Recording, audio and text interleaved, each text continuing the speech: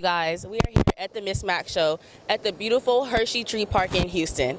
And today I have the beautiful, infamous Mia with me. She is a transgender entrepreneur here in Houston, and she can really inspire a lot of people growing up. So today we're going to hop right into it. She's going to tell us about what it was like growing up, how it was changing, and what it's like being in the industry. So listen close. She has a lot of jewels for you. Okay, hi everybody. My name is Mia. I am I'm a woman of trans experience. And growing up, always knew that I was trans. So I was born in Germany. So both of my parents are in the military. And so it's crazy trying to get a birth certificate. Like, you have to go through all this extra, like it costs $60 for my birth certificate. So what was your name at birth, if you don't mind me asking? So my dead name, which I don't mind because it's a unisex name, was Jerry. Okay. So people were like, you could go by Jerry. Like, it's a lot of girls named Jerry. And I'm like, no, that's who I used to be. So I don't associate myself with that part of me. However, I love my whole journey. So I was born in Germany. I was raised in Waco, Texas, which is not that far away from Killeen, Texas. So that's where the base is. Okay. And then from there, after I graduated, I went to Atlanta.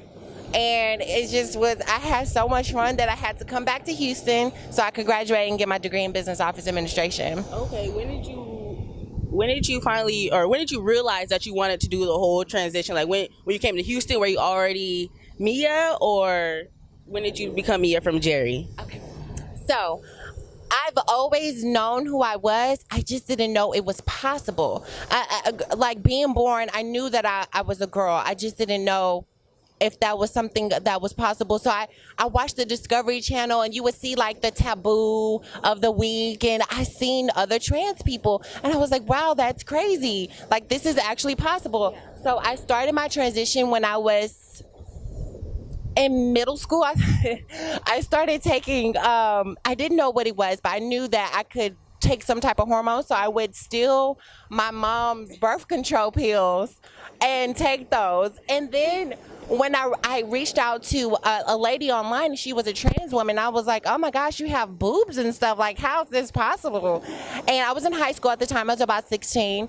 And she told me about hormone replacement therapy. Now, that is something that trans people, male to female or female to male, which is my boyfriend, he's a trans man, and they take hormone replacement therapy in order to identify your mind and make your body match at the same time. So she told me about it, and these are underground hormones. Now, what I want to say is, to any trans person or anybody who's thinking about transitioning, underground hormones is not good for you. However, at the time, I went to the doctor to try to get them prescribed, and the doctor told me that it was against his practice and his religious beliefs to help me. And this is in Waco, Texas. So I went to Dallas, and she told me about an underground place, and it was a Mexican bazaar. I won't say the name. And I got my hormones from Mexico. And so that's how I started my transition in high school. And ever since then, I always knew who I was, but I didn't go by Mia at first. Everybody back home knows me as Stasia. How'd you get to Stasia? Okay, so I got to Stasia by, there was this girl named Aja, A-S-J-A, and she was gorgeous. And I was like, So I put an S-T in front of it, and that's how I became Stasia. But then when I moved to Atlanta, I would tell guys, hey, my name is Stasia. And if they ever had like any kind of idea of me transitioning, because I was younger and I wasn't really as full in my transition as I am now, so they would be like, Stasia, that's kind of witchy. And then it also held me back at job applications, so I didn't get a lot of callbacks. And I was like, you know what? I'm just gonna go simple. MIA seems really, really simple and plain, and it's pretty, and it fits me. And so I went by Mia. All right, so you mentioned you were in high school and middle school when you decided that you wanted to transition. What was that like? I know kids can be mean. I know emotions run high. And that's honestly a touchy topic coming out to some people who can be so mean. So how did you go about letting people know that you wanted to change, and how did they treat you, and what was it like, and how did you get past that, most importantly?